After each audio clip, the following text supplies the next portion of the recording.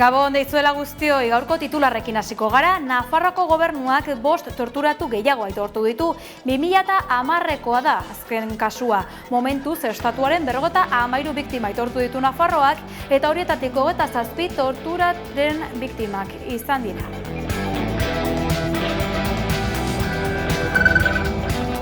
EH Bildu Confebaskekin elkartu da gaur Bilbon eragile ekonomiko eta sindikatuekin egindako bilera sortaren barruan. EH Bilduren aldetik Peio Otxandiano, Eusko Legebiltzarreko EH Bilduren burua, Nerea Kortajarena, EH Bilduren programa idazkaria eta Eusko Legebiltzarreko bozeramailea eta Ander Goikoetxea, EH Bilduren industria arduraduna izan dira bileran.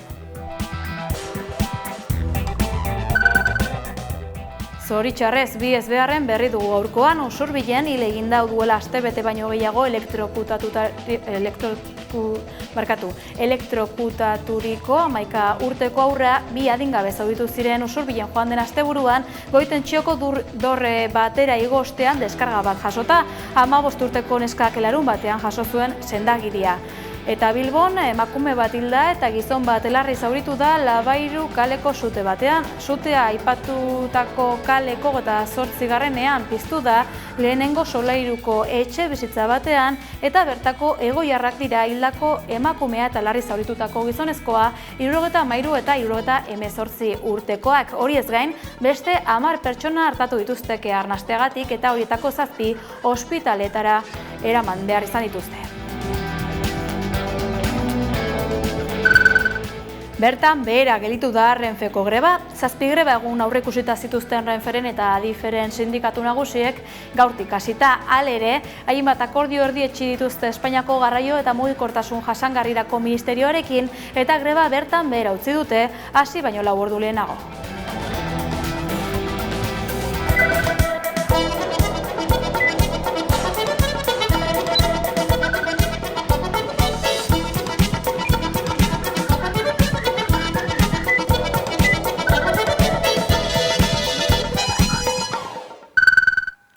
Gaurkoan, Ana Mezo, Euskal Herriko pentsiodunen mugimenduko kidea izan da aktualitate saioan, entzun adierazitakoak.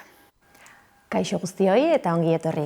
Gaurkoan, aktualitate solasaldian, Euskal Herriko pentsiodunen aldarrikapenei emango diogu espazioa. Torretarako, 11ko platoan daukagu, Ana Mezo, Hego Euskal Herriko pentsiodunen mugimenduko kidea. Arratsaldeon eta mila esker etortzea. Arratsaldeon. Jendea pixka kontestuan jartzearen, nola sortzen da edo zein kontestutan sortzen da Hego Euskal Herriko pentsiodunen mugimendua?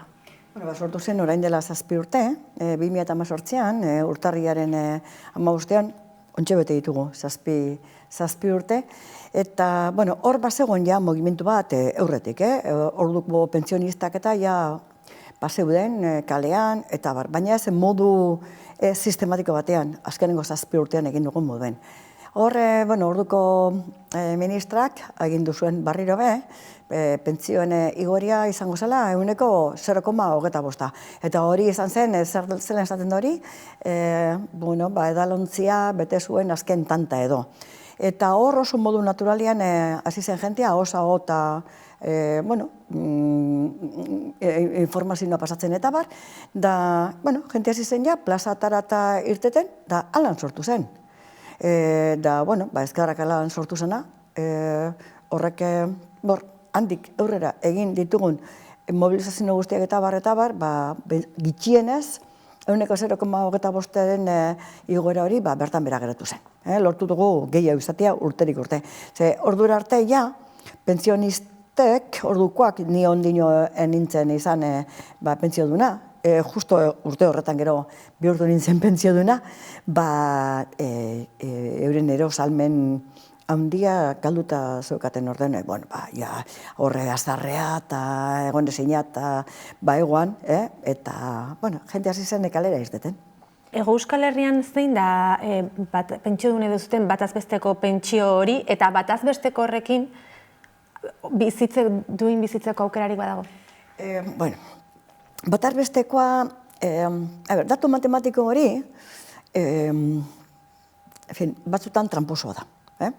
Esaterako, oindala denbora gutxi, medio batean, idatzizko edabide batean agertu zen batarbestekoa eta abar. Batarbestekoak badaude batzuk, pentsio oso altua dituztenak, eta orden, pentsio horiek igotzen dituzte, besteon pentsioak. Nik esango dizut, dato bat emango dut, eta hori kontrastatuta daukagu. Gure estimazioen arabera, dato errealak eta ofizialak erabilita. Ia 1.000 lagun daude, 1.080 eurora heltzen ez direnak. Horietatik, euneko 70 inguru, hau da, 66.000, 67.000 emakumeak dira. Orden, zan nahi dut, 3tik 2 ez dira heltzen 1.080 eurora. Eta gainera, horietatik, gehienak dira 800 eurotik bera daudenak, eta horietatik asko eta asko dira, emakumeak eta batez be adin altuena dutenak, 580 eurora ez dira heltzen. Biribildu ditute kopuruak, baina esan nahi gut, baditugu kopuru zehatzak eginda. Baina, esan nahi dut behar bada biribildu egin behar dira, zen bestela, ez dakit, identifikatzeko non eta bar, eta gero tramuen arabera, esan nahi dut. Pentsiodun kolektiboa osatzen dugu 60 urtetik gorako pertsonok, ez da?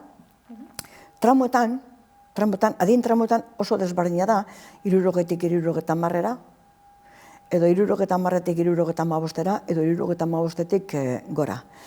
Arazorik eta larriena dute, 80 urtetik gorako, eta batez be, emakumeak segaitik. Gazteak zirenean, eta eskondu edo egin zirenean, horiek erretiratu ziren etxera, etxeko lanak egitera, etxeko zaintza egitera, seme alabak, pertsona nagusiak eta bar. Orden, badira pertsona batzuk, oso kotizazio txikiak dituztenak, euretariko batzuk behar bada heltzen ez direnak pentsio kontributibotara, kotizaziopeko pentsioetara, eta gero badaude beste batzuk, heltzen direnak, kotizaziopeko pentsioetara, baina oso pentsio txikiekin bizi direnak. Nik esango nukena da, gaur, esateko, gaur goizean egin duen hotzaz, gaur goizeko temperatura horrekin, 80 euroko pentsioa baduzu, zaila da, kalefazioak eta martxan ipintea, eta guzti horreri aurregitea, eta bar, ezta? Guk aldarrikatzen duguna da, pentsio duina, eta herri ekimen legegile horretan aldarrikatzen duguna da, gutxienezko pentsio hori parekatzea gutxienezko lanbide arteko soldatarekin. Zertarako, mundu guztiak, pentsioniste guztiak izan dezaten, bizitzeko duintasun minimo bat. Eta bizitzako duintasun minimo bat esaten duguna da, etxe bizitza duin bat. Karo, zer gertatzen da, adinarekin behar bat da, zuri ez dakit, hor, etxearen irisgarritasuna ere kontuan hartu behar da, norberaren mobilidadia behar bat galdu egiten da, orden hor, ez dugu eskatzen luxurik, eskatzen duguna da gauze digno bat. Eta duintasun hori da, etxe bizitza duina ezatea, elikadura duina ezatea, ze elikadura gero osasunagaz oso lotua dago, osasun arazoak izan ezkero osasun arazori aurre egiteko baliabide nahikoa izatea. Eta gero baita be esaten dugu, behar bada, ez dakit, kultura ere konsumitzeko eskubidea izan behar dugu. Eta aizialdia purbetizateko be eskubidea izan behar dugu. Gu edateko eta adin handiko jentia bagara, baina bizirik gaude. Ez dakit, gizarte honi ekarpena egiten diogu oraindik, hori guzti hori. Eta horretara dator baita ben gure herri ekimen legegile hau. Guzti hau islatu duzute herri ekimen legegilean, eta pasaden ostiralean Gasteizko Legebiltzarren egin zenuten agerraldian, jakinarazi zenuten, ia 100.000 sinadura jaso dituzuela honen alde. Zifra zifra esanguratxoa pixkat konta iguzonen inguruan, eta zein litzateke hemendik aurrera herri ekimen legegile horrek eman beharko lituzken pausoak baldin eta indarrean jartzeko. Jarraituko dugu sinadura bilketa egiten. Sinadura bilketa minimoa da, 10.000 sinadura batzea, 85.000 sinadura aurreko ostiralean esan genuen moduen legebiltzarraren neurrian hori dana batu ditugu, baina oraindik maiatzera arte egongo gara sinadurak eta biltzen. Hemen kontua da, sinaduren kopuru honek adierazten du dugun babes zibila, ezta? Alde batetik, babes zibila modu askotara adierazi zaigu, batetik, kafeantzokian otsailaren 4 egin genuen ekitaldi bat, eta ekitaldi horretan agertu zen, eta geuk agertu genuen, manifesto baten bitartez, 289 pertsona esanguratzuk sinatu zuten, edo atxikimendua eman zioten manifesto horri. Hoegin artean badago kirol munduko oso jente esanguratzuak, kasetariak oso esanguratzuak, feministak oso esanguratzuak, arte plastiko estenikoan eta oso esanguratzuak, bertsolariak,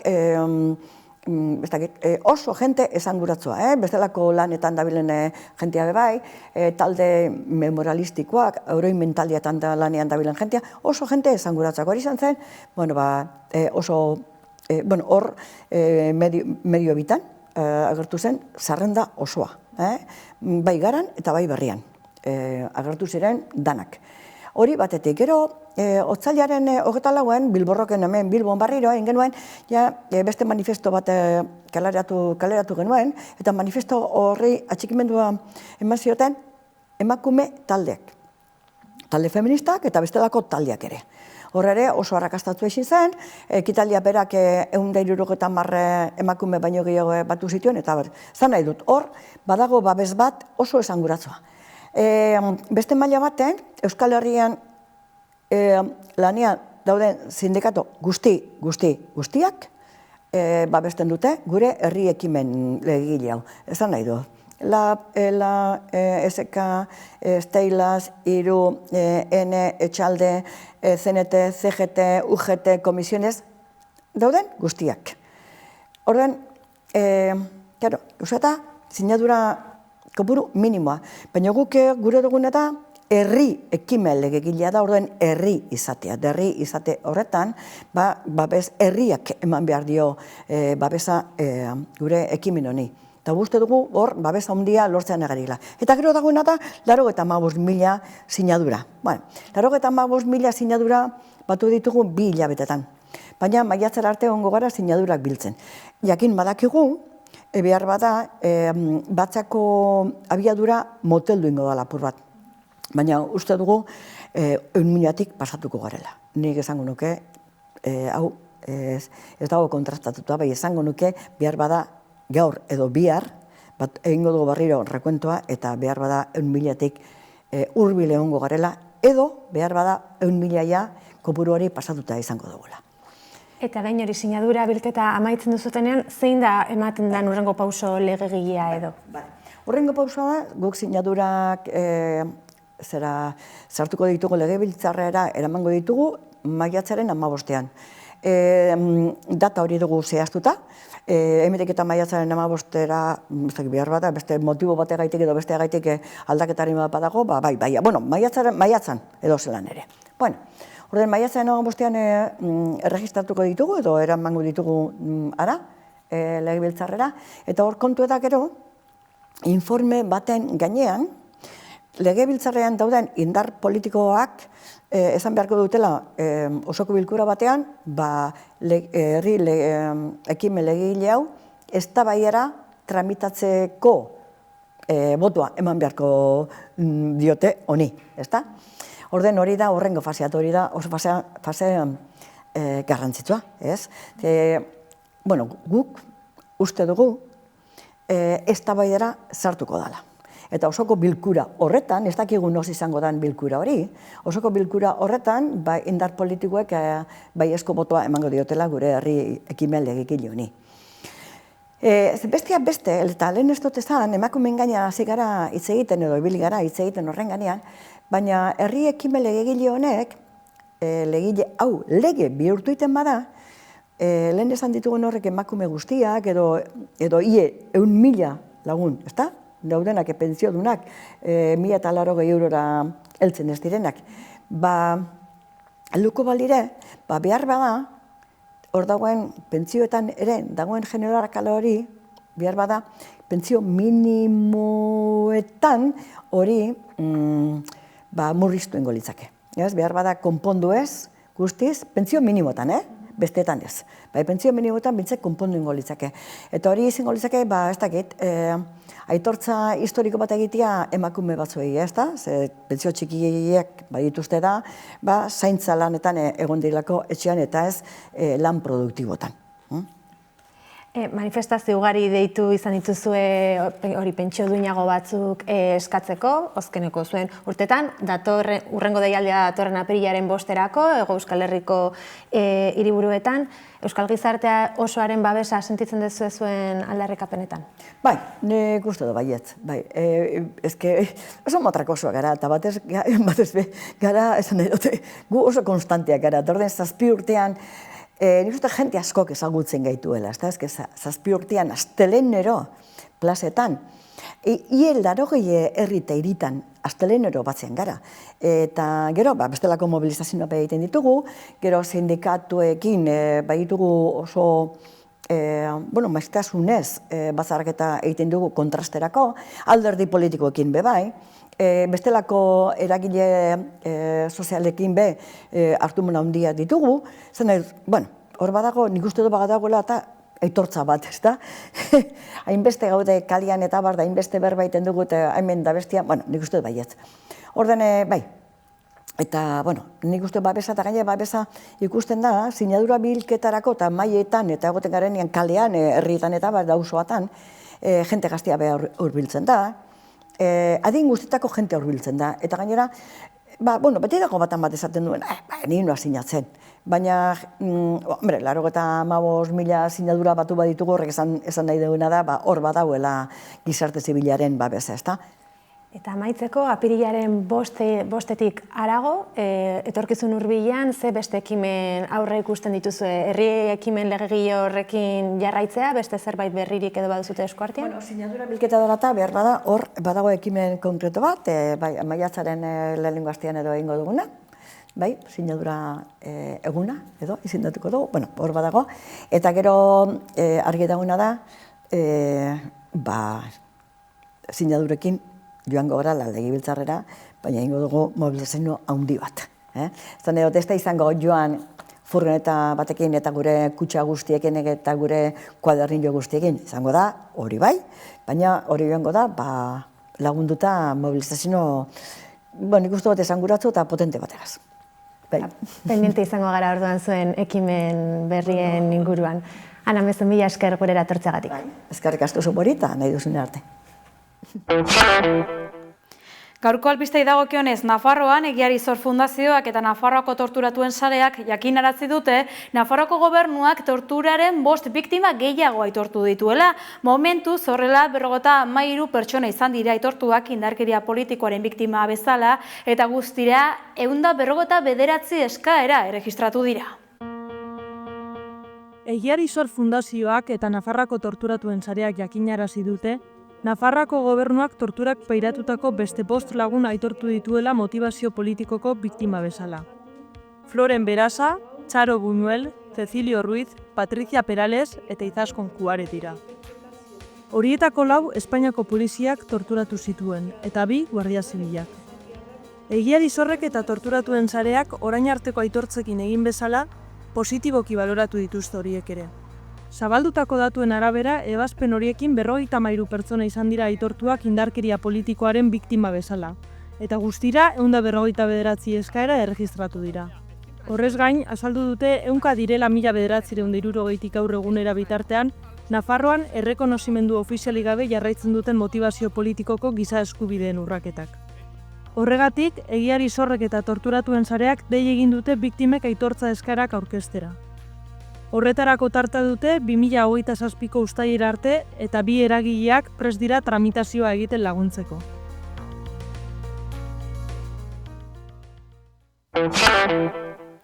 Euskararen aldeko ekinbidei dagokionez, abian da jada izen ematea 4. Euskaraldirako. Apuntatu. Zabaldu dute Euskaraldia Euskararen erabilera sustatzeko ariketa masiboan izen emateko epea. Beste behin 11 egunez paparrean jantziko dute txapa Euskal Herriko milaka eta milaka lagunek. 4. edizioa izango da urtengoa eta maiatzaren 15-tik 25-era bitarte egingo da. Euskararen aldeko ekinbidea hasteko 2 hilabete eskas falta direnean, belarri prest eta obiziek Euskaraldian izen eman ahalko dute. Izen ematea iragartzeko ekitaldia egin dute Gasteizko Izaskun Arrue kulturgunean. Bertan izan dira besteak beste Euskalgintzako elkartetako kideak, Euskaraldiaren batzordeetan ari diren herritarrak eta erakunde publikoetako ordezkariak. Azken horien artean, Ibone Bengoetxea, Eusko Jaurlaritzako lehendakariorde eta kultura eta hizkuntza politikako sailburua, eta Ana Oio, Nafarroako gobernuko lehendakariorde eta memoria eta bizikidetzako kanpo ekintzako eta Euskarako kontseilaria. Euskaraldiaren edizio berrian izen ematea oso erraz egiten dela azaldu dute Euskaraldiko antolatzaileek. Euskaraldia.eu atarian galdetegi bat bete behar da eta ondoren partaide bakoitzak aukeratu duen rolari dagokion txapa jaso beharko du. Txapa lortzeko jasoko dituzten oharrei adi egon beharko dute eta bertan azalduko duten bezala Euskaraldiko batzorretako kideak herriz-herri banatuko dituzte. Euskara sustatzeko ekinaldia txapa jartzetik haratago doan lanketa eskatzen duela azpimarratu dute antolatzaileek eta ariketa amaitu ostean ere Euskaraldiak sustatzen dituen jarrerei eustera deitu dute. Hau da, urte osoan lehen hitza euskaraz egin eta elkarrizketa elebidunei eustera. 1, 2 eta 3.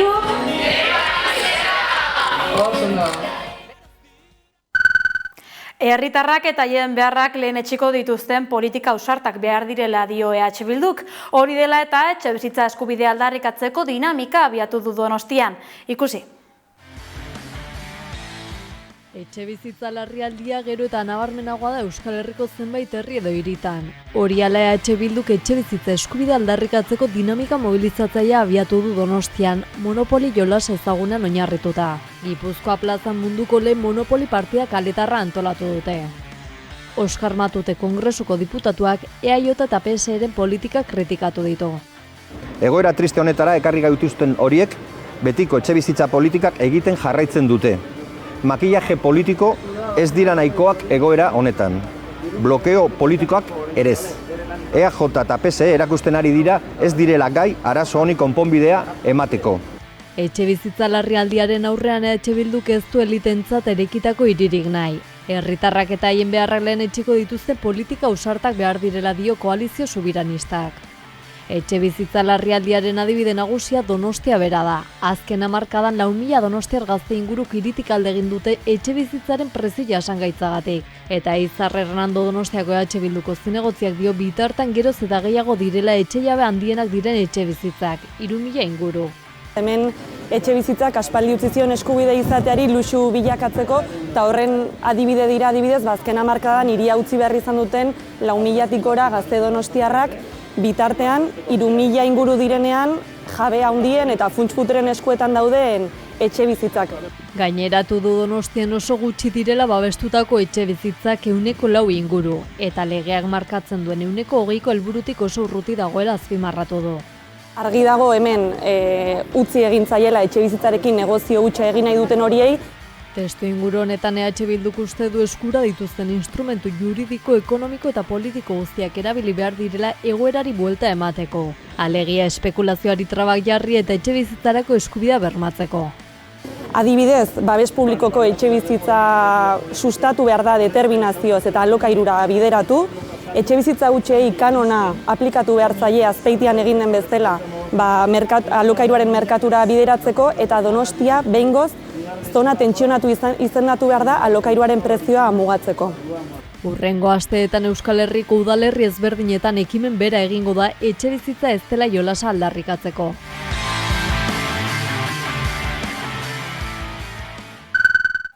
Mediterraneo erdialdera itzuliko da datozen egunetan Aita Mari ontzi humanitarioa, 15. misioari ekingo dio Europar Batasunaren migrazio politikaren testuinguru berriak zalantza eta kezka ugari sortu arren. Aitamari ontzi humanitarioak Mediterraneoko 15. misioari ekin dio. Europako migrazitun berria ezarri aurrekoa azkena izango da. Itsas salbamendu humanitarioko itsasontzia Valentziako portuan egonda abenduaren 17tik, mantentze, prestaketa eta sentsibilizazio lanak egiten. Gogorarazi dute Valentziako gobernuak ontziari 80.000 euro eskatu zizkiola aurretik ordaindu behar izan ez zituzten tasak ordaintzeko. Azken urteotan Binarozko eta Burrianako portuetan porturatzeagatik. Horren ostean, Aitamarik Valentzian porturatzea erabaki zuen. Haren eskumena estatuko portuena delako eta haren araudiak laguntza humanitarioko itsasontziei tasak ordaintzetik salbuesten dituelako. Halaber, zehaztu dute kezka handiz ikusten dutela itzulketak Europatik kanpora egitea ahalbidetzen duen lege aldaketa. Meloni ereduari jarraituz azpimarratu dute horrek asiloa eta babesa eskatzen duten pertsonen giza eskubideak etengabe urratsa ekarriko lukeela. Bestalde, gogora ekarri dute kereila bat aurkeztu dutela Burrianako Voxen eta alderdi horretako Jesus Albiol zinegotzi eta diputatuaren aurka, kalumniak eta irainak egotzita. Izan ere, Euskal Erreskate ontzia beltz tratularien ontzia eta pertsonekin trafikatzen duten mafien beharrezko laguntzaile dela adierazi zuen honek. Onaino gaur kontatzeko genuena, Xiberuts taldearen gerlak kantarekin agurtuko gara gaurkoan, badakizue Euskarazko berri gehiagorako sartu 11.eus atarian edo kuskusiatu gure sare sozialak. Agur!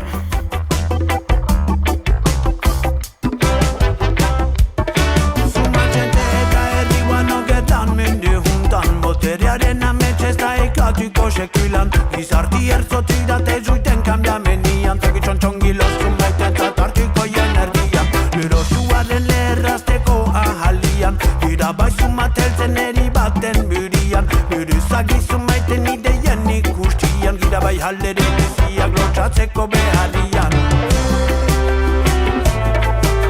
Armada azkarra bomba nuklearra Propaganda txarra Boterearen aharrak hiltzen dutian haura Bako txabelegian Zuma jente eta herriuan ogerran mende juntan Boterearen ametxe ez da ekatuko sekulan Gizarti ertzotik date zuten kambiamenian Kaki txontxongilo zumaiten zatartuko jenerdian Lurosuaren leherrazteko ahalian Irabaizu mateltzen eri baten burian Buruzak izu maiten ideien ikustian Girabai halere guziak lotxatzeko behari